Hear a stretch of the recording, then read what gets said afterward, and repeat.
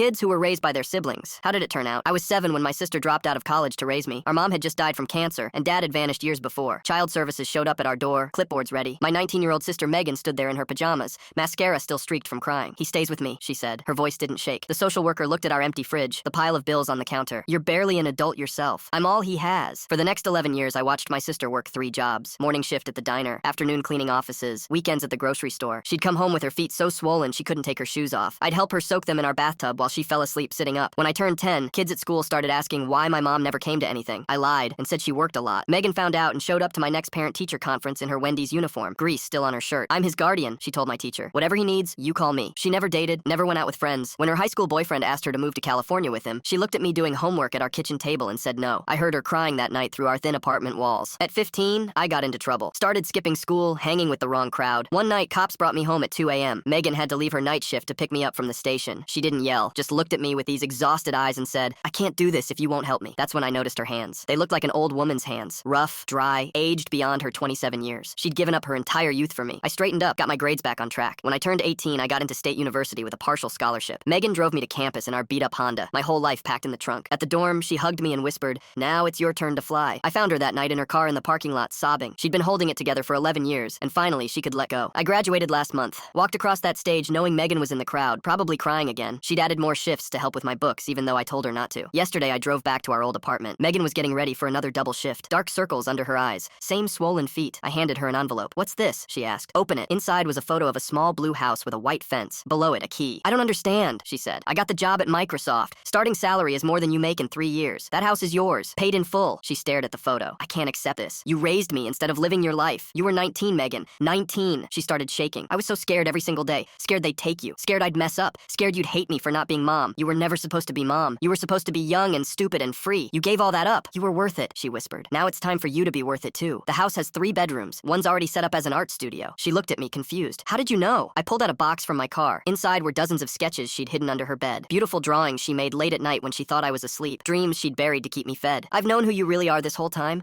The sister who wanted to be an artist, who loved dancing, who had plans before I became your responsibility." She broke down completely. Not the quiet tears she'd hidden from me for years. Real, raw sobs of someone finally letting a burden fall. "The girl who ran the diner, Sarah, she asks about you every time I stop by. Has for years. Maybe it's time you actually said yes when she asked you to dinner." Megan laughed through her tears. The first real laugh I'd heard from her in over a decade. Sometimes love isn't about holding on. It's about knowing when to let someone finally live the life they sacrificed.